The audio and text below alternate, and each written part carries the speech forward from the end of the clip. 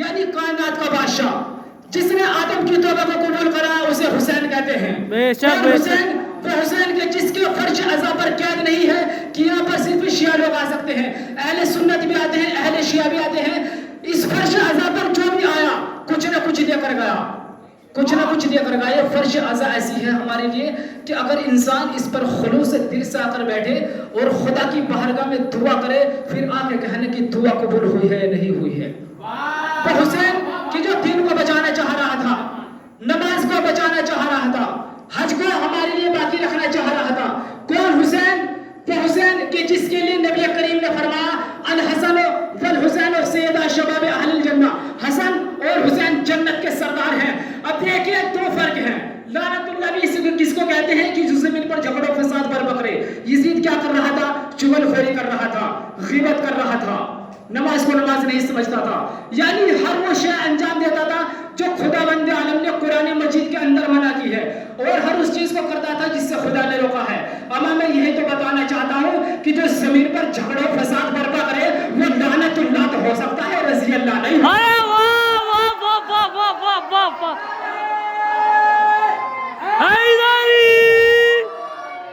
نبی کریم نے ارشاد فرمایا کہ میری امت کے 73 فرقے ہوں گے کہ جن میں 72 جہنم میں جائیں گے اور ایک فرقہ جنت میں جائے گا. بے شک بے شک. انسان سوچتا ہے کہ میں جنت میں جاؤں گا, شیعہ لوگ سوچتے ہیں ہم جنت میں جائیں گے, اہل سنت سوچتے ہیں ہم جنت میں جائیں گے.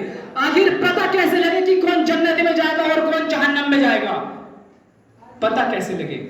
قرآن مجید میں غور و فکر کیجئے, حدیث میں غور و فکر کیجئے, اپنے والوں میں سے مشورہ کیجئے, حدیث پڑھیے, قرآن مجید پڑھیے, پھر اس کے بعد اندازہ لگائیے کہ جو نبی کریم نے فرمایا ہے کہ میری امت کے 73 فرقے ہوں گے, 72 جہنم میں جائیں گے, ایک فرقہ صرف جنت میں جائے گا.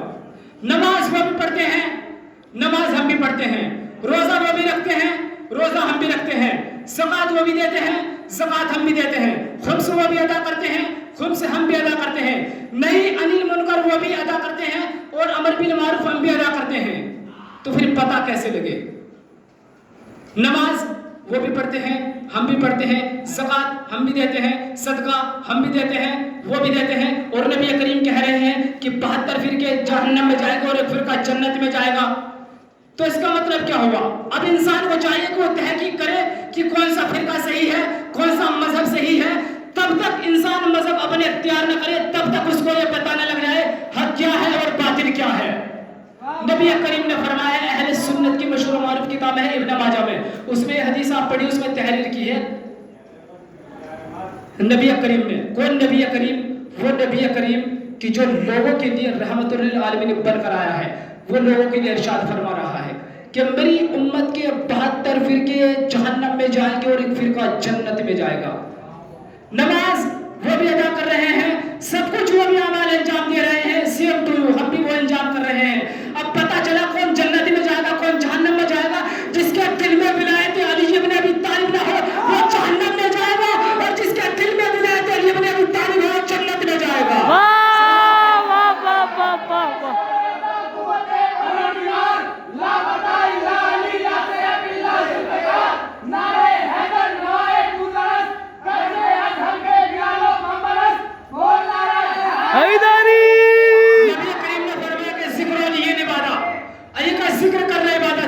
نبی کریم یہ بھی تو کہہ سکتے تھے نوح کا ذکر کرنا عبادت ہے, ابراہیم کا ذکر کرنا عبادت ہے, یعقوب کا ذکر کرنا عبادت ہے, یوسف کا ذکر کرنا عبادت ہے, اسماعیل کا ذکر کرنا عبادت ہے.